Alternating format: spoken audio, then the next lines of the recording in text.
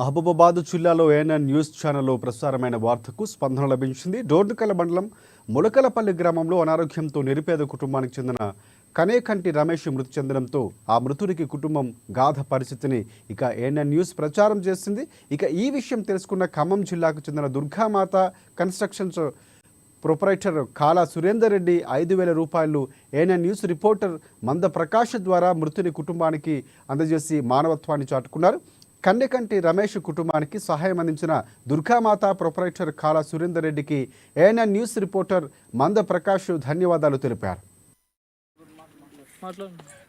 డోర్నకల్ మండలం ములకలపల్లి గ్రామంలో ఇటీవల కాలంలో అనారోగ్యంతో కనకంటి రమేష్ గారు మృతి చెందడంతో పట్ల చాలా మంది చాలా విచారం వ్యక్తం చేశారు. అదేవిధంగా అతను చనిపోయిన 3 రోజుల క్రితమే తన చిన్న కుమార్తె జన్మించడం, తన కుమార్తెని కూడా చూడకోకుండానే ఆయన మరణించడం, అది అందులో వారి నిరుపేద కుటుంబం కావడంతో సరే వాళ్ళ కుటుంబం పరిస్థితిపై నేను ఏంటని చాలా ప్రచారం చేయడంతో దుర్గామాత కన్స్ట్రక్షన్ ప్రొపరేటర్ గారు ఖమ్మంలో ఉంటారు కాలా సురేందర్ రెడ్డి గారు 5,000 రూపాయలు తక్షణ ఆ కుటుంబానికి సహాయం అందజేశారు.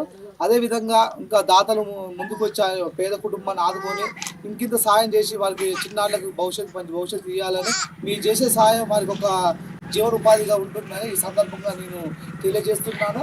అదేవిధంగా 5,000 రూపాయల సహాయం అందించిన కాలా సురేందర్ రెడ్డి గారికి ప్రత్యేక ధన్యవాదాలు తెలుపుతున్నాను.